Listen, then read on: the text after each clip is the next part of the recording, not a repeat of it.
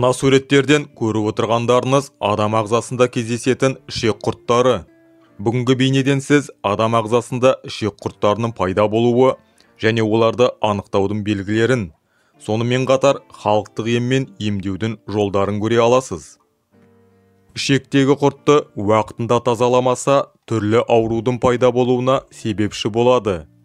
Кіндіктің айналасы, буын, асқазан, бауыр ауырып, ауыздан жағымсыз иіс шығады. Құрттың кесірінен іш қатып, үлкен дәрет бұзылады. Ішек дұрыс жұмыс істемегендіктен асқазан, ас қорыту жүйесінің де жолдары нашарлайды. Оған қоса теріден ақтақ, сүйел сияқты жаралар пайда болады.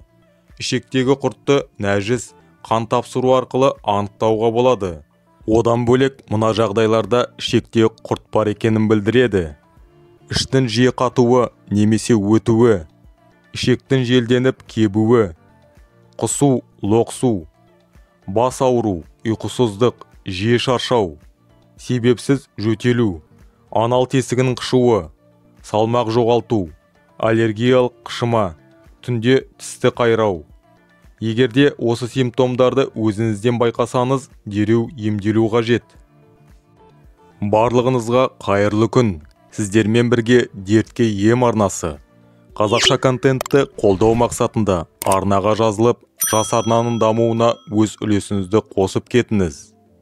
Арнаны 90% оқырман тіркелмей көреді екен. Сондықтан да арнаға тіркеліп кетсеңіз, бізге әрі қарай жұмыс жасауымызға үлкен шабыт береді. Емнің тез әрі нәтижелі болу үшін тамақтану мәзіріне де мұқият болғаныңыз абзал. Айталық, сүтке дайындалған ботқа, сүт өнімдері, балғын шырын, қақталған майлы және тәтті тағамдарды уақытша ұмытасыз. Есесіне, таза ауада серуендеп суды көбірек ішіңіз. Мейлінше балғын көкөністерді жеңіз. Құртты тек дәрімен түсіру мүмкін емес. Клизмада жасату керек. Жалпы ішек құрттарын халықтық әдіспен де тазалауға болады. Ендеше ағзаға зиянсыз әрі тиімді ем жолдарына назар аударыңыз. Емнің нәтижесі керемет болу үшін мына 3 кезеңнен өтуіміз қажет. Бірінші, дайындық кезеңі.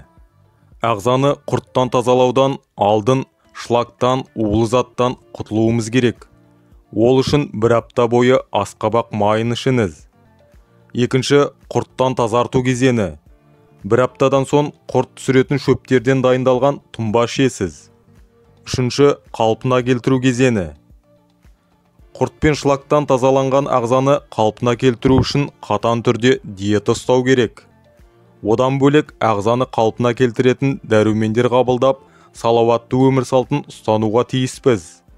Міне, осы 3 кезеңге мұқият болсаңыз, көп ұзамай құрттан арыласыз. Адам ағзасында құрттың неше түрі өмір сүреді. Әрқайсысының емі мен құтылу жолы әртүрлі. Бір құрттың бір ғана еммен көзін жойсақ, енді бірінің тазалануына көптеген уақыт қажет болады. Ендеше әртүрлі құрттың халықтық әдіспен кетірудің жолдарын қарастырайық. Аскаридоз бен энтеробиоз құртын тазалау үшін пияз, сарымсақ, түрлі дәмдеуіштермен бірге мына заттар құрта алады. Асқабақ дәні. 100 грамм қабығынан тазартылған асқабақ дәнін езесіз. Оған 0,5 стакан өсімдік майын араластырып, бір түнге қалдырыңыз. Таңертең аш қарынға жейсіз. Емделу мерзімі 3 күн. 2 тәуліктен соң тағы бір рет қайталайсыз. 30-40 грамм езілген асқабақ дәніне бал қосып жейсіз. Емді таңертең аш қарынға қабылдау керек. 1 сағаттан соң іш жүргізетін дәрі ішіңіз. Грек жаңғағы. Құрттардан құтылудың ең оңай жолы грек жаңғағын таза күйінде жеу. Нәтиже мүмкіндігінше тиімді болу үшін бұл жемістің белгілі бір мөлшерін тұтыну жеткілікті. Аршылған жаңғақтарды күніне 3 рет таңғы ас, түскі және кешкі ас кезінде тұтыну керек. Бір уақытта 6 жаңғақ дәнін жеу ұсынылады. Бұл әдіспен емдеу курсы 3 күнге созылады. Содан кейін 1 апта үзіліс жасалады және курс қайтадан қайталанады. Айта кету керек, жаңғақ өте қоректік өнім. Сондықтан оны диета кезінде мұқият пайдалану керек. Грек жаңғағымен емдеудің келесі әдісі: 4 ас қасық жасыл грек жаңғағын стаканға саласыз. Үстіне қайнаған су құйып, тұндырып қойыңыз. Шамамен жарты сағаттан соң аз-аз жұтымнан күні бойы ішіңіз. Артынан міндетті түрде іш жүргізетін дәрі ішуді ұмытпаңыз. Анар қабығы.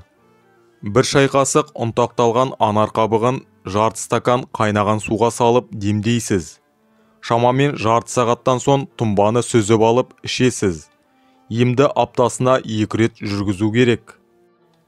Шөптер жинағы. Бірдей көлемде кептірілген түйме шетен гүлін, түйме дақ және жусанды араластырыңыз.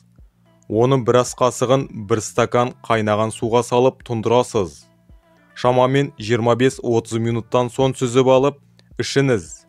Емді 3 күн қабылдау керек. Пияз тұнбасы. 1 дана пиязды жақсылап езесіз. Сондай көлемде этил спиртін қосып араластырыңыз. Ыдыстың бетін жауып 1 аптаға қалдырыңыз. Белгіленген уақыттан соң тұнбаны сүзіп алып 1 ас қасықтан 3 күн ішесіз. Емді таңертең және кешке қабылдау керек. Орташа көлемдегі 1 пиязды ұсақтап тураңыз.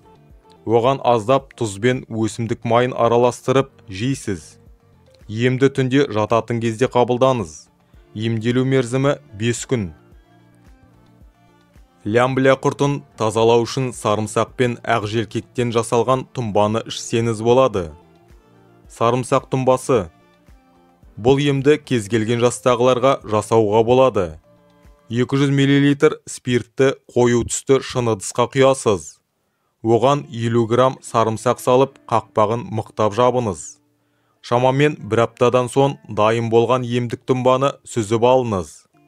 Тұнбаның 20 тамшысын суға немесе сүтке араластырып, тамақтан бұрын ішесіз. Емді күніне 3 рет жүргізу керек. Ал егер балаға жасайтын болсаңыз, жасына қарай 1 тамшы болады. Ақ желкекті тазалап ыдысқа салыңыз. Үстіне салқын су құйып, қақпағын мықтап жабу керек. Бөлме температурасында 3 тәулік тұру қажет.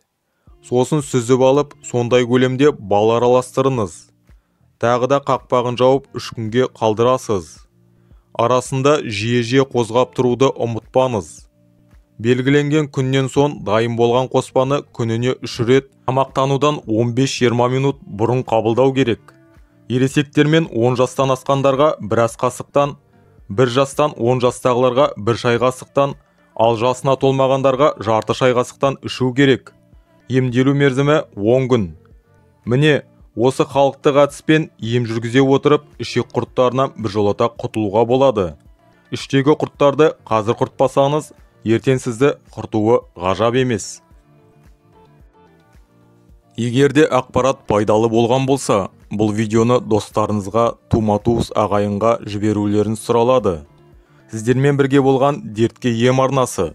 Келесі кездескенше сау саламатта болыңыздар.